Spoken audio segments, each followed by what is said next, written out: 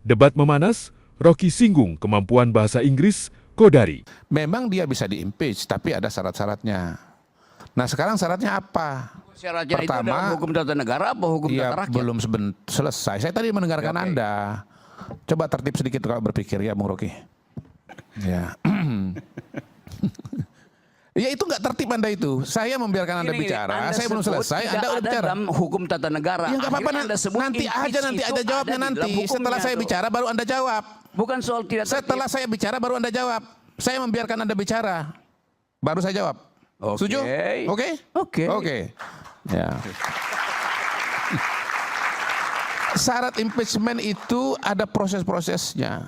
Sekarang prosesnya pertama nggak ada satupun indikasi. Nanti abang jelaskan ya. Di DPR, di Mahkamah Konstitusi nggak ada itu. Lagian ngapain di impeach? Proses berapa lama? Bulan Oktober Pak Jokowi udah turun sendiri. Sesat pikir, betul-betul sesat pikir. Mimpi di siang bolong itu.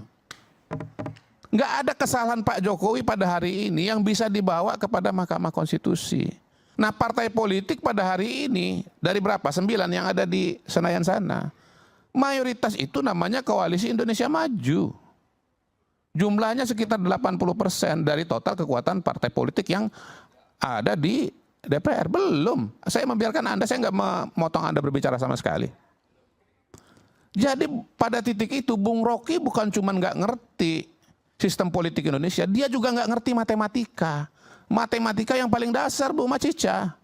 Bahwa anggota DPR itu jumlahnya sekian-sekian, lalu kemudian ada partai politik, dan partai politik yang mendukung Pak Jokowi itu ada berapa. Itu. Jadi ini namanya mimpi di siang bolong. Sangat mengkhawatirkan kalau seorang seperti Bung Rocky Gerung mengatakan hal-hal yang tidak punya dasar. Makanya ketika dia mengatakan Jokowi dengan Prabowo itu retak, maka langsung dibantah oleh Pak Prabowo. Apa retak-retakan? Tidak ada retak. Kompak antara Jokowi dengan Prabowo. Dan orang itu sok tahu pikiran saya, seolah-olah dia lebih tahu pikiran saya daripada saya sendiri. Nah itu dia. Terima kasih. Cukup. Silakan Bung Rocky.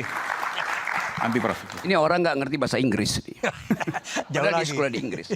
Saya ucapkan impeachable, bukan impeachment. Itu aja udah ngaco tuh. Nangkap nggak bedanya antara impeachment dan impeachable? Tunggu saya tanya dulu, you nangkap nggak? Ya kalau nangkap artinya you salah kan. Saya ucapkan impeachable bukan impeachment. Dan itu ada di dalam Undang-Undang Dasar. Dimungkinkan untuk di-impeach. Itu namanya impeachable. Soal impeachment itu materialisasi. Jadi kalau urusan bahasa Inggrisnya you nggak ngerti, bagaimana saya mau terangkan lebih lanjut?